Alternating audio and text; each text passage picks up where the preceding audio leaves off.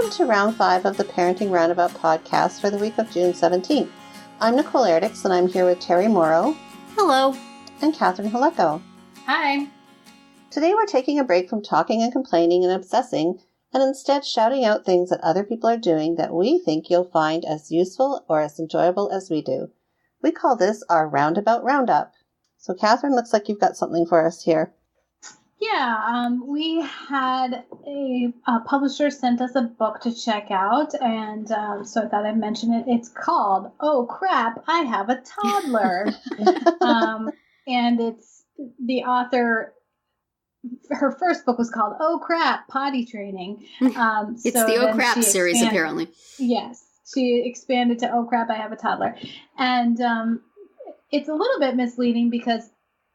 For me, I think of a toddler as like 1 and 2 years old, and she's really talking about like 2 to 4, or even mostly like 3, 4, 5. I don't know why it's not called "Oh Crap, I Have a Preschooler," but it has some good stuff in it, and it's very like chatty, and there's like swear words, and she's trying to make you feel comfortable by just having a very informal style. Right. And nice. I think there's some good advice. I wouldn't say there's anything like super groundbreaking, but I enjoyed, there was a chapter about connection and how, if you just spend like 20 to 30 solid minutes with focusing on your kid, then they'll kind of leave you alone.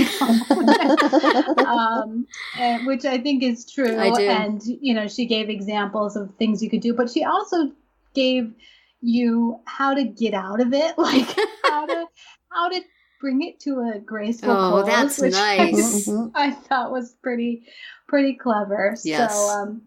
So yeah, the author's name is Jamie Glowacki.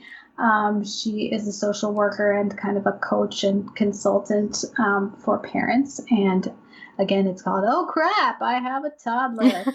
Tackling these crazy, awesome years, no timeouts needed. Awesome. The extended title. Yes, sounds like it would be useful if you had kids that age and needed to know that somebody else had your back. Yes, exactly.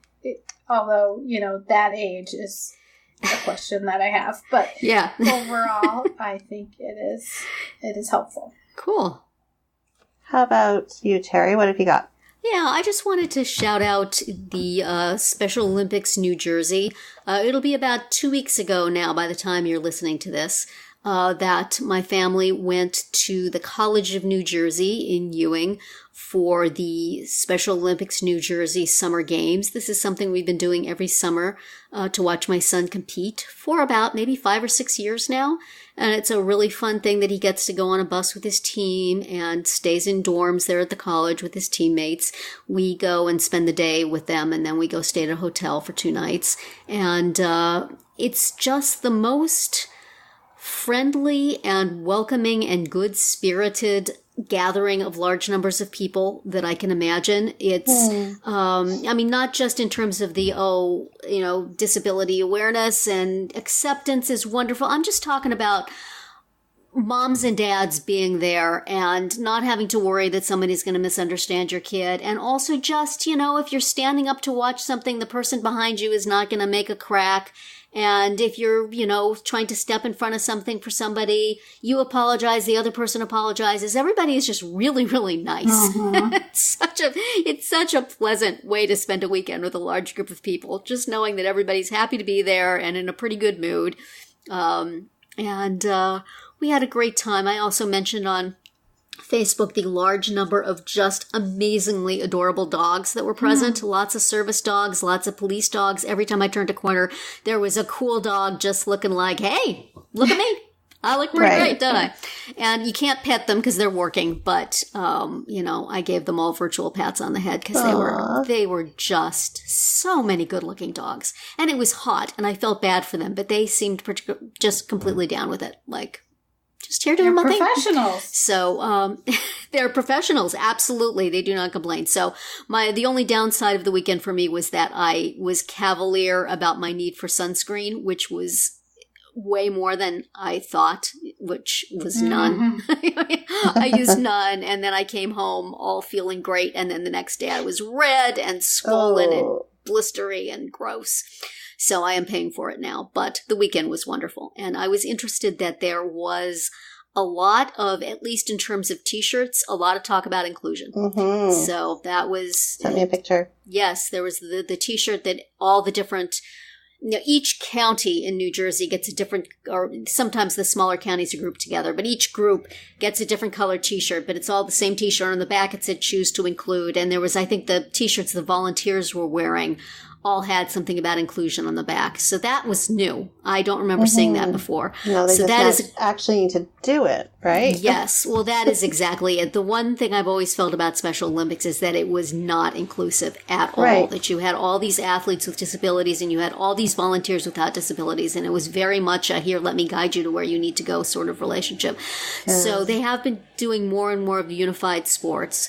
And I think that's the direction they're going to go, which is teams with both athletes with disabilities and without. I love that idea. It's nowhere near being universal yet. I've started lobbying our rec department to do something like that in our town. We'll see where it goes. But at least, when there's been not even lip service to it, to have lip service, that is a step forward.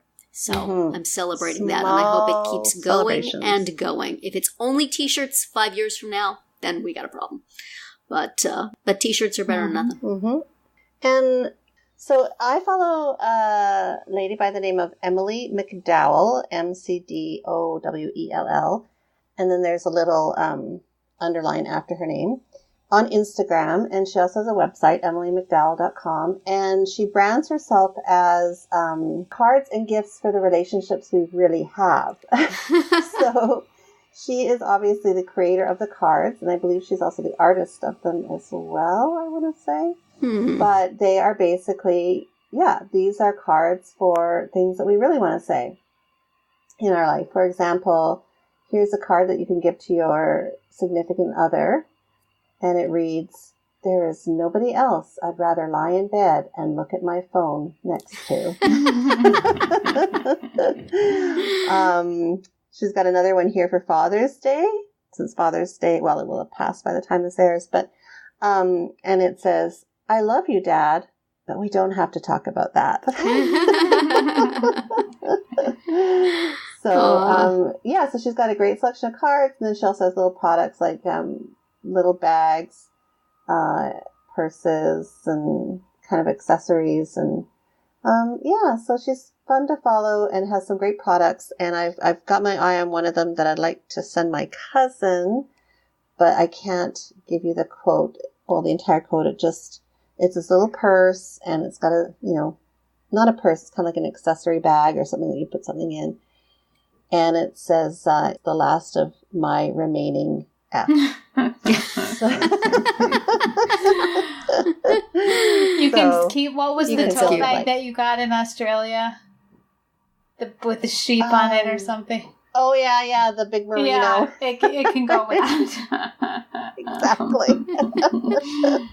Yes. We will be, toting our fancy bags around.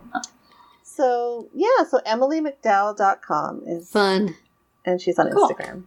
Thank you. And that'll be it for another week of Parenting Roundabout. If you missed any of our earlier episodes this week, look them up on iTunes or wherever you get your podcasts to hear what we have to say about end-of-the-year awards, communicating with kids, graduation parties, and what we're watching on TV. You can also find all our episodes at parentingroundabout.com and talk back in the comments there, on our Facebook page, or on Twitter, where you'll find us at Roundabout Chat. Have a great weekend, and we'll see you back here on Monday.